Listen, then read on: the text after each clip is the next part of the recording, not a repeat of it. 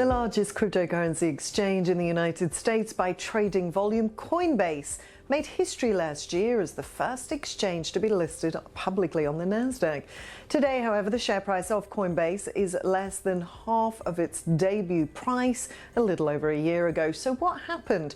Well, Coinbase's problems were triggered by a volatile dip in the wider crypto market, which began last November and has since seen two-thirds of the market's entire market cap eradicated in the subsequent months until today.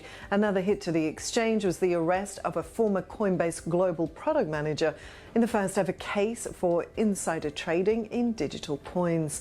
Federal prosecutors in Manhattan charged Isham Wahi, who helped oversee listings for a Coinbase unit focused on investing products. The Securities and Exchange Commission also alleged Wahi violated the agency's anti-fraud rules. There's been and continues to be plenty of speculation as to where exactly Coinbase's management went wrong. But one such theory points the blame towards Coinbase's decision some years ago to pivot towards digital tokens that have no obvious utility beyond speculative hype.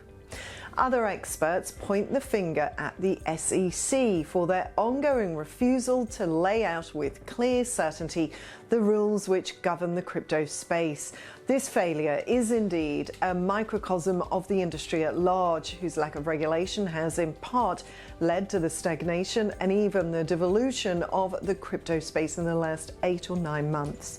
Now, of course, there's a number of other factors at play here, not the least of which are the damning macroeconomic pressures that have crippled not only crypto but economies across the world as nations still struggle to come to grips with soaring inflation, rising interest rates and issues in supply chains, a hangover of the 2-year worldwide lockdown brought about by the COVID-19 pandemic.